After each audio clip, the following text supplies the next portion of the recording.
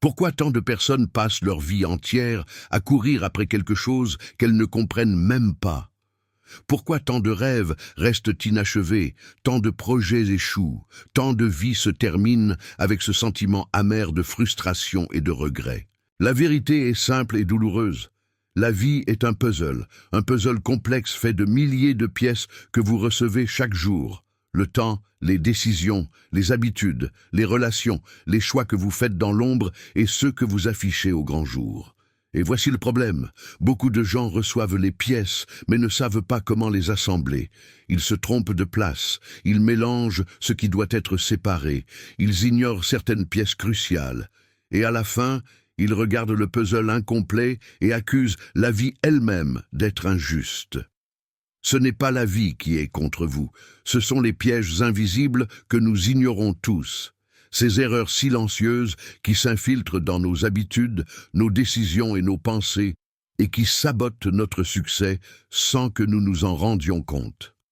Aujourd'hui, je vais vous révéler les 5 pièges clés du puzzle de la vie, 5 erreurs silencieuses que presque tout le monde commet et qui, si elles ne sont pas comprises, empêcheront votre puzzle de se compléter correctement. 5 pièges qui expliquent pourquoi certains avancent avec clarté et succès, tandis que d'autres stagnent malgré leurs efforts et leur bonne volonté. Ces pièges sont subtils, mais puissants, et les reconnaître est le premier pas pour reprendre le contrôle de votre vie. Si vous voulez vraiment transformer votre futur, comprendre ces pièges est indispensable. Abonnez-vous à la chaîne dès maintenant pour ne pas manquer ces révélations et pour commencer à assembler votre puzzle avec intention, avec logique et avec puissance, car une fois que vous aurez compris ces 5 pièges, vous ne regarderez plus jamais votre vie de la même manière. Piège numéro 1. Confondre l'espoir avec un plan. Laissez-moi vous dire quelque chose que peu de gens ont le courage d'entendre. Espérer n'est pas une stratégie. Espérer est un refuge, un endroit confortable où l'on se cache quand on refuse de faire face à la réalité. J'ai rencontré des milliers de personnes à travers le monde, et presque toutes avaient la même phrase sur les lèvres: « J'espère que ça ira mieux ». Elles espèrent que l'économie s'améliorera, que leur patron changera, que la chance frappera à leur porte, que Dieu fera un miracle pendant qu'elles attendent les bras croisés. Mais la vie ne fonctionne pas comme ça. L'espoir est une émotion noble, mais dangereuse quand elle remplace l'action. L'espoir vous fait croire que demain sera différent, sans que vous ayez besoin de devenir différent aujourd'hui. Et c'est là que le piège se referme. Car pendant que vous espérez, le temps passe. Pendant que vous espérez, les autres planifient. Pendant que vous espérez, la vie continue de facturer chaque jour son prix. La vie ne récompense pas ceux qui souhaitent, elle récompense ceux qui se préparent. Vous voyez, la vie est très juste, mais elle est impitoyable. Elle ne vous demande pas ce que vous vouliez faire, elle regarde seulement ce que vous avez réellement fait. Dire « j'espère réussir » sans plan précis, c'est comme monter dans une voiture sans destination et se demander pourquoi vous n'arrivez nulle part. Un futur extraordinaire n'est jamais le résultat du hasard, c'est toujours le résultat d'une décision suivie d'un plan et soutenue par la discipline. La majorité des gens préfèrent l'espoir parce qu'il ne coûte rien à court terme. Espérer ne demande aucun effort, aucun sacrifice, aucune remise en question. Mais le prix à long terme est énorme, la frustration, les regrets et cette douleur silencieuse de savoir qu'on aurait pu faire mieux. Comprenez ceci une fois pour toutes. Le futur ne répond pas à vos prières, il répond à vos préparations. Si vous voulez plus d'argent, vous devez planifier comment devenir plus précieux. Si vous voulez plus de liberté, vous devez planifier comment gérer votre temps. Si vous voulez plus de succès, vous devez planifier comment améliorer vos compétences. Sans plan, l'espoir devient une drogue douce qui endort l'ambition. On espère tellement fort qu'on finit par croire que ça suffit. Mais la vie dit non. La vie dit « montre-moi ton plan, montre-moi tes habitudes quotidiennes, montre-moi ce que tu fais quand personne ne te regarde. » Et c'est là que tout se joue. Les gagnants espèrent aussi, mais ils espèrent différemment. Ils espèrent après avoir écrit leurs objectifs, après avoir défini leurs priorités, après avoir organisé leur journée. Il transforme l'espoir en carburant, pas en excuse. Vous devez arrêter de rêver votre futur et commencer à le construire. Écrire un plan, c'est un acte de courage, parce que cela vous oblige à être honnête avec vous-même. Cela vous force à admettre où vous êtes, ce que vous valez aujourd'hui et ce que vous devez changer. Tant que vous n'avez pas de plan, vous êtes à la merci des circonstances. Mais le jour où vous prenez un stylo et que vous décidez consciemment de diriger votre vie, ce jour-là, le puzzle commence enfin à s'assembler. Souvenez-vous, l'espoir est le début, jamais la destination. Si vous voulez changer votre futur, arrêtez d'attendre qu'il arrive et commencez à le dessiner. Piège numéro 2, attendre le bon moment. Laissez-moi vous dire quelque chose d'essentiel, quelque chose que la plupart des gens découvrent trop tard. Le bon moment n'existe pas. C'est une invention de l'esprit humain pour justifier l'inaction. Attendre, c'est le piège préféré de la médiocrité parce qu'il donne l'illusion de la sagesse alors qu'il s'agit en réalité de peur déguisée. J'ai entendu cette phrase toute ma vie. Quand j'aurai plus de temps, quand j'aurai plus d'argent, quand je serai prêt. Mais regardez bien, ces phrases n'ont pas de date, pas de limite, pas de fin. Elles repoussent l'action à un futur imaginaire qui n'arrive jamais. Pendant que vous attendez, les jours passent, les années s'accumulent et la vie continue de vous observer sans intervenir. La vérité est brutale mais libératrice. Vous ne serez jamais prêt. Personne ne l'est. Les personnes que vous admirez, celles qui ont réussi, n'étaient pas prêtes non plus. Elles étaient nerveuses, incertaines, imparfaites, mais elles ont agi quand même. La préparation parfaite est un mythe qui tue les rêves avant même qu'ils ne naissent. La vie récompense le courage imparfait, pas l'attente parfaite. Chaque fois que vous dites « pas maintenant », vous renforcez une habitude dangereuse, celle de remettre votre propre vie à plus tard. Et plus vous répétez ce schéma, plus il devient difficile de le briser. Attendre semble inoffensif au début, mais à long terme, c'est un poison lent. Il vole votre élan, affaiblit votre confiance et vous enferme dans une zone de confort déguisée en prudence. Comprenez ceci, le progrès commence toujours dans l'inconfort. Il commence avec des ressources insuffisantes, des compétences incomplètes et des doutes bien présents. Si vous attendez d'avoir tout compris, tout maîtrisé, tout sécurisé, vous attendrez jusqu'à la fin de votre vie.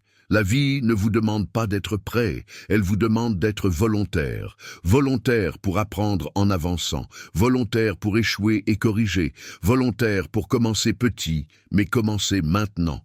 Le moment parfait n'a jamais créé de grande vie. Ce sont les décisions imparfaites prises au bon esprit qui transforment les destins. Chaque jour où vous n'agissez pas est un jour où quelqu'un d'autre, avec moins de talent que vous mais plus de courage, avance pendant que vous réfléchissez encore. Et c'est une vérité difficile à accepter, mais nécessaire. Vous n'avez pas besoin de plus de temps, vous avez besoin de plus de décisions.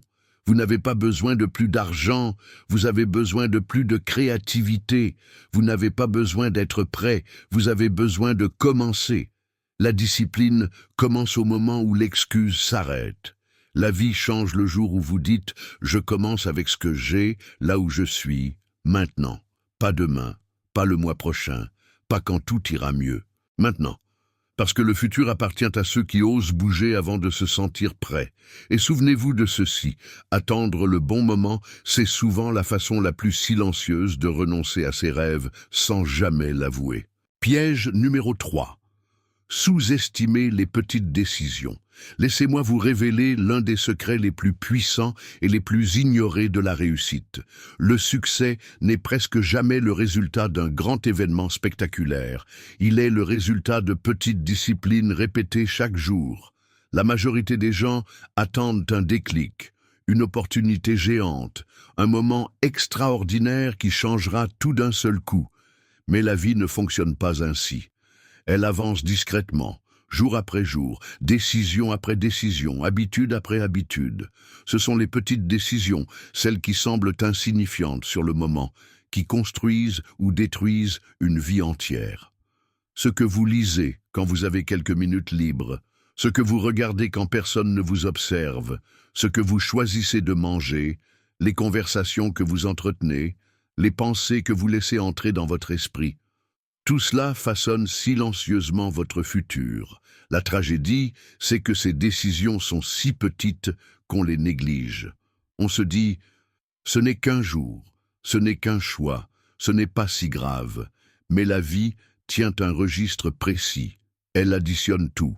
Chaque petit choix est une pièce du puzzle, et à la fin, l'image est claire, même si vous ne l'avez pas vue se former. Une mauvaise décision n'anéantit pas votre avenir, mais une mauvaise décision répétée devient une habitude. Et une habitude devient un caractère, et un caractère décide de votre destin. Voilà pourquoi la discipline quotidienne est si puissante. Elle n'a rien de spectaculaire, mais elle est implacable. Les gens admirent le résultat sans respecter le processus. Ils voient la richesse sans voir les habitudes financières. Ils voient la confiance sans voir les heures d'apprentissage. Ils voient la stabilité sans voir les sacrifices silencieux. Tout ce que vous admirez chez quelqu'un est le produit de milliers de petites décisions que personne n'a applaudies.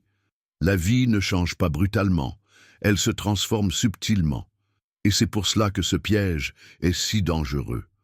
Quand vous sous-estimez les petites décisions, vous abdiquez votre pouvoir sans vous en rendre compte. Vous laissez votre futur se construire par défaut au lieu de le construire par intention. Chaque jour, vous votez pour la personne que vous devenez. Chaque choix est un bulletin de vote. Lire ou ne pas lire. Apprendre ou se divertir. Avancer ou remettre à plus tard. Vous ne pouvez pas éviter de choisir, même ne rien faire est une décision. Et ces décisions accumulées produisent une vie. Comprenez ceci, le succès est facile à maintenir, mais difficile à créer, tandis que l'échec est facile à créer, mais difficile à supporter.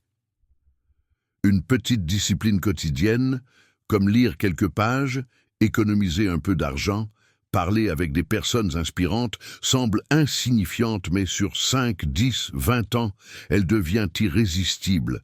À l'inverse, une petite négligence quotidienne semble anodine, mais elle accumule une dette que la vie vous fera payer plus tard, avec intérêt. La douleur de la discipline est légère, mais la douleur du regret est lourde. Vous devez décider aujourd'hui quelle petite décision vous allez honorer, même quand personne ne regarde, même quand vous êtes fatigué, même quand vous n'avez pas envie. C'est là que le caractère se forge. Les grandes vies ne sont pas le fruit de grands moments, elles sont le fruit de choix minuscules répétés avec constance. Si vous voulez changer l'image finale du puzzle, ne cherchez pas une pièce magique, changez les petites pièces que vous posez chaque jour. Parce qu'ignorez-les, et la vie se chargera lentement, silencieusement, mais sûrement, de détruire votre avenir. Piège numéro 4, blâmer les circonstances. Laissez-moi vous dire une vérité qui dérange, mais qui libère. Si vous ne changez pas, rien ne change. Beaucoup de gens passent leur vie à pointer du doigt l'économie, le gouvernement, la famille, le passé, les injustices, la malchance. Et pendant qu'ils expliquent pourquoi ce n'est pas leur faute, leur vie reste exactement au même endroit. Blâmer est un piège confortable, parce qu'il soulage l'ego. Tant que ce n'est pas de ma faute, je n'ai pas besoin de changer. Tant que la responsabilité est ailleurs, le pouvoir l'est aussi. Et voilà le drame. Le jour où vous abandonnez la responsabilité, vous abandonnez le contrôle. La vie est d'une logique implacable. Elle ne punit pas, elle répond. Elle ne juge pas, elle reflète. Elle vous renvoie exactement ce que vous êtes prêt à assumer. Quand vous blâmez l'économie, vous lui donnez le pouvoir sur votre futur. Quand vous blâmez le gouvernement, vous attendez qu'un autre décide pour vous. Quand vous blâmez votre famille ou votre passé, vous permettez à hier de contrôler demain. Et la vie regarde tout cela en silence, sans intervenir. Les circonstances existent, bien sûr, mais elles ne déterminent jamais votre destination finale. Elles ne font que tester votre caractère. Deux personnes peuvent naître dans la même situation, vivre les mêmes difficultés, et pourtant construire des vies totalement différentes. Pourquoi? Parce que l'une prend la responsabilité et l'autre prend des excuses. Les excuses expliquent l'échec. La responsabilité crée le progrès. Blâmer semble logique quand la douleur est réelle, Mais c'est précisément là que se cache le piège. Vous confondez la cause avec la solution. Comprenez ceci. Reconnaître une difficulté est sain, s'y installer est mortel.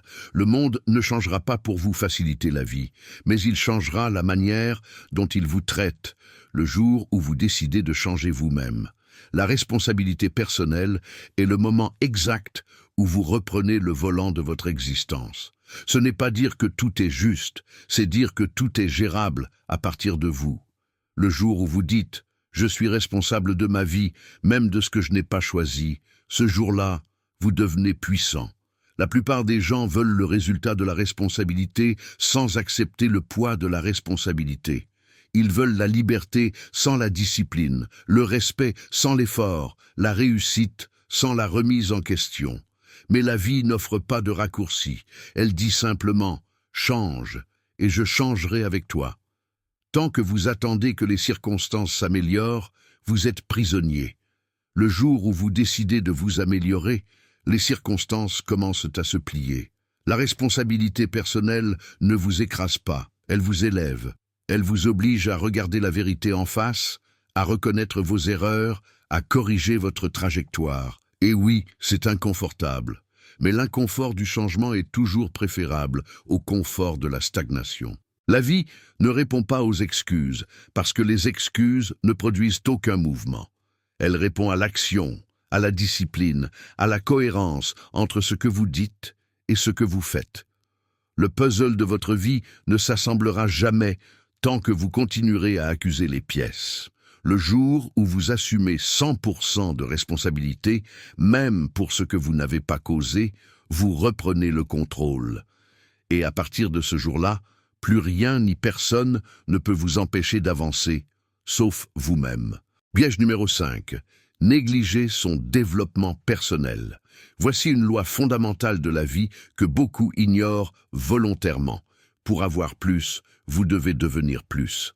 La majorité des gens veulent des résultats extraordinaires avec une version ordinaire d'eux-mêmes.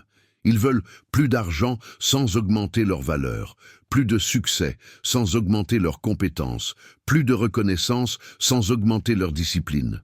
Et la vie répond toujours de la même manière. Non. Non parce qu'elle est cruelle, mais parce qu'elle est cohérente. La vie ne s'adapte pas à vos désirs, elle s'adapte à la personne que vous êtes devenue. Vous pouvez vouloir toute la richesse du monde, si vous n'avez pas la mentalité, les compétences et le caractère pour la gérer, elle ne viendra pas. Et même si elle venait par hasard, elle repartirait aussitôt. Le développement personnel n'est pas un luxe, c'est une nécessité. Négliger sa croissance intérieure, c'est comme vouloir récolter sans jamais semer. Chaque niveau de vie exige un niveau de personne.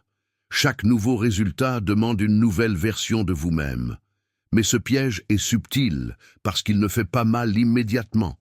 On peut survivre longtemps sans apprendre, sans lire, sans évoluer. On peut fonctionner, payer les factures, répéter les mêmes journées.